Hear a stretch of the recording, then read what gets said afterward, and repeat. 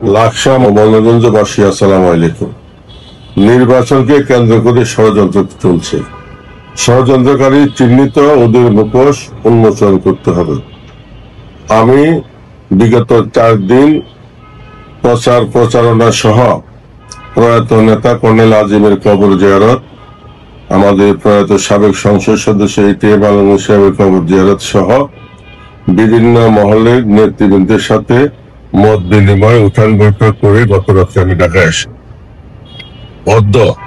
লাকসাম উপজেলার 4 নং কাদিরপাড় ইউনিয়নে বেলা আনুমানিক 2:12টার সময় একদল সন্ত্রাসী অতর্কিতভাবে আমাদের প্রয়াত এমপি কর্নেল আজিম সাহেবের কন্যা মনোনয়ন প্রত্যাশী দোলা আজিমের গাড়ি বহরে এবং তার সফর সঙ্গীদের উপরে হামলা চালায়। আমরা তার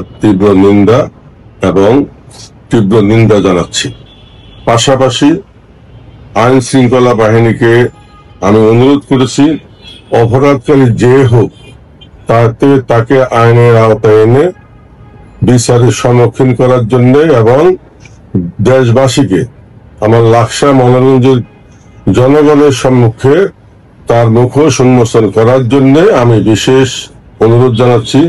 পাশাপাশি লাকসাম মনোরঞ্জনের আমার যে শান্তিপ্রিয় জনগণ এবং ভাই বোনেরা আছেন,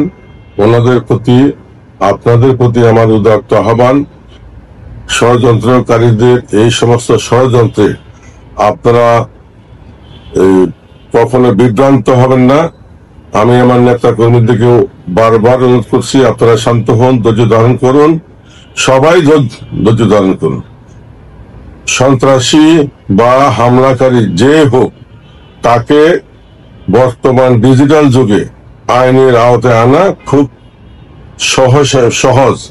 আমরা আশা করি অচিরেই আগামী কয়েকদিনের মধ্যে, আমি 72 ঘন্টার মধ্যে আইন প্রয়োগকারী সংস্থার কাছে এই আসামিদের নাম ঠিকানা সহকারে তাদেরকে হাজির করার জন্য আমি বিনীত অনুরোধ জানাচ্ছি।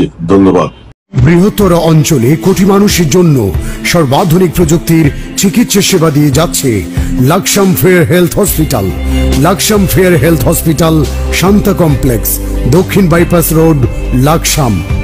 আন্তরিকতায় স্বল্প মূল্যে উন্নত সেবা।